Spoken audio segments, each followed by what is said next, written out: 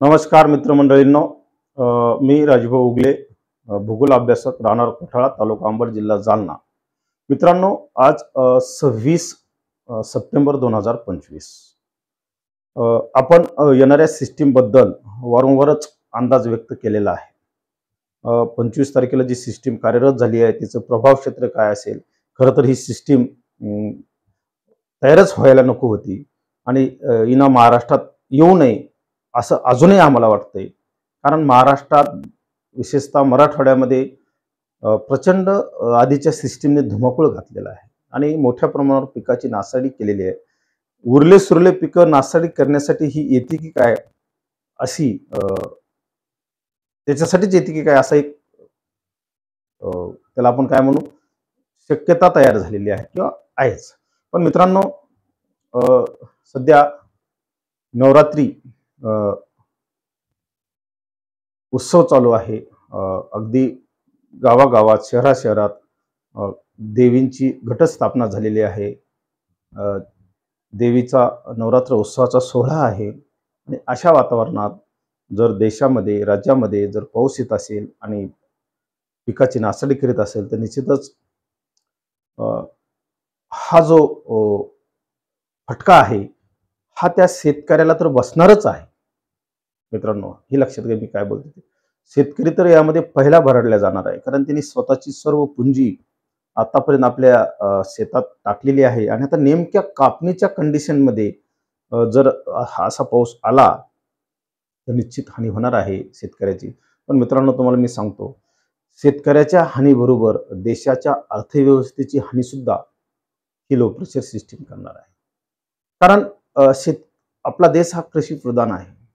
कृषी आणि मोठ्या प्रमाणावर कृषी क्षेत्रातलं उत्पादन या ठिकाणी घेतलं जातं.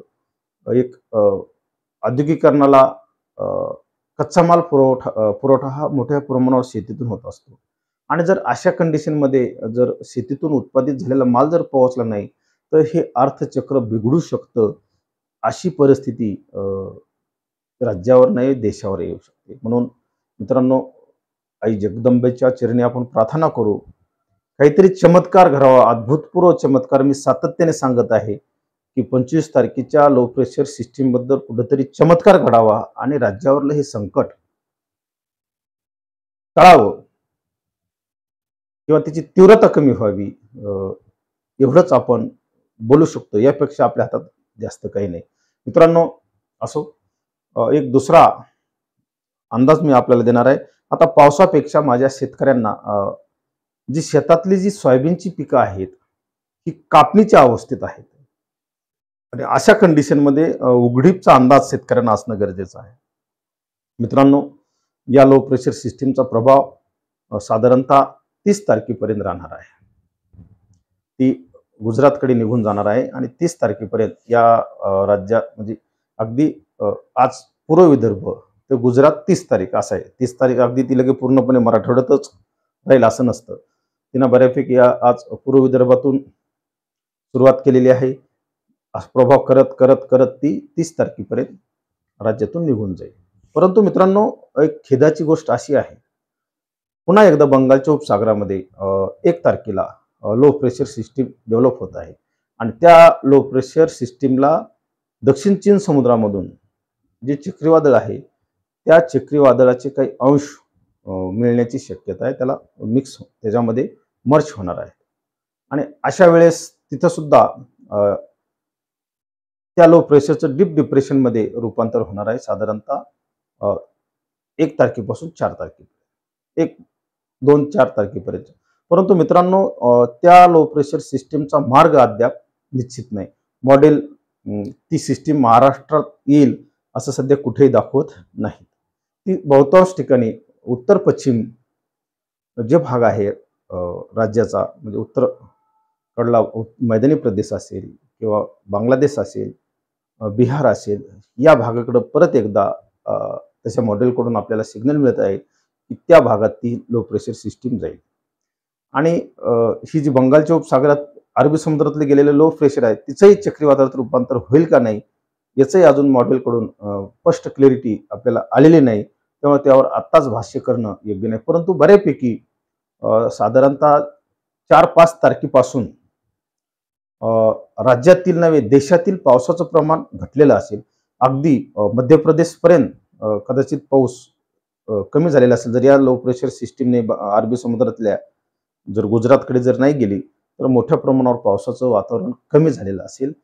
हा एक दिलासादायक अंदाज आपल्या हाती आलेला आहे. याचा अर्थ संपूर्णपणे मान्सून विड्रॉलच होईल असं नाही.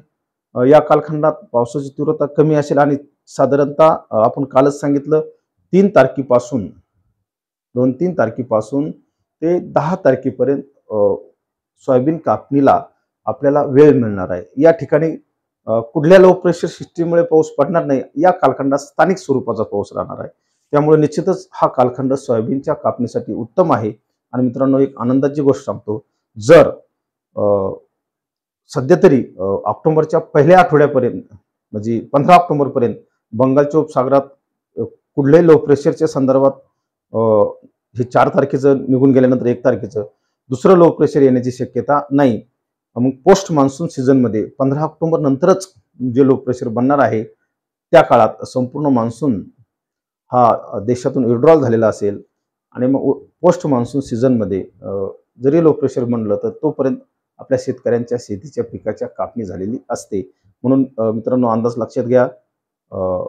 साधारणतः 2-3 तारीख ते 10 तारखेपर्यंत राज्यात बऱ्यापैकी कापणीला वातावरण असेल आणि कदाचित 10-12 तारखेपासून बहुतांश भागातून मान्सून परतीच्या मान्सूनचं विड्रॉल सुद्धा झालेलं असेल. धन्यवाद.